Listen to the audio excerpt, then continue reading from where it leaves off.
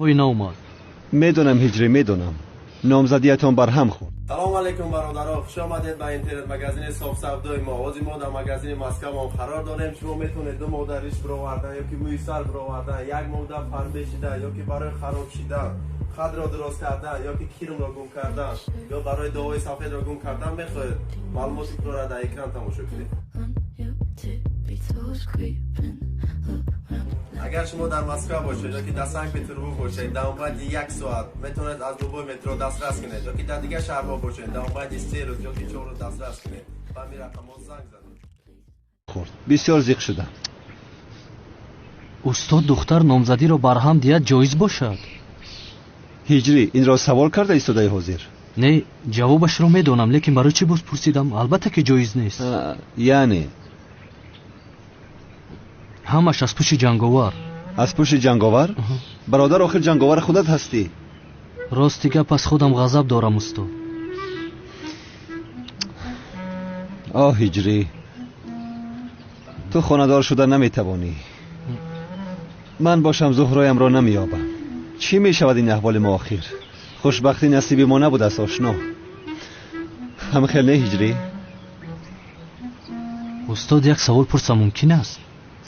چی؟ استاد در مسجد سلفی کردن جایز باشد؟ چخیل؟ استاد صبح بعد از نماز بامداد جماعت همه جمع شده سلفی کردند، از آنجا به یادم اومد. هجری دوست داشته‌ات نامزدی را برهم داده است، تو حالا هم سوال میپرسی؟ جایز باشد استاد؟ معلوم که راهی خلاصی نیست. تو گفتی که امروز جماعت بعد از نماز سلفی گرفتند هجری؟ بله استاد.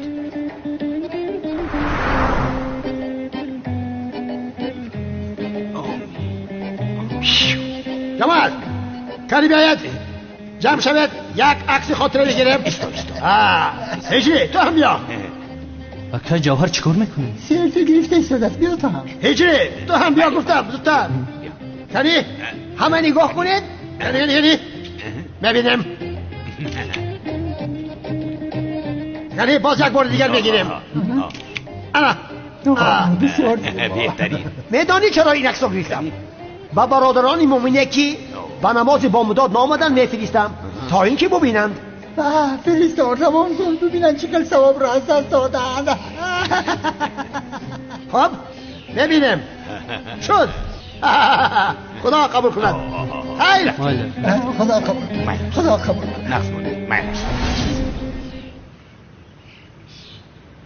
گوش کن هجری، در این مسئله عالم‌های مشهور اسلام با هم اختلاف کردند.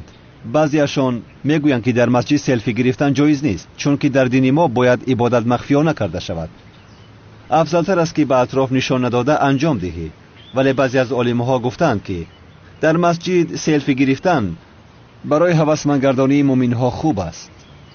شما چی میگوید استاد؟ آخر هجری من باید زهرایم را یابم. باید او چون دختر نقابدار به میدان براید. استاد انشالله خدا شما رو به دوست داشته‌تان در کوتاه‌ترین مدت میرساند. آمین. خلاصه چی میشود؟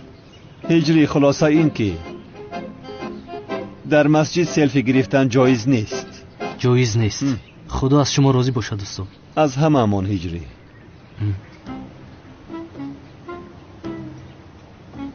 کنی زهرا نقابت را کش.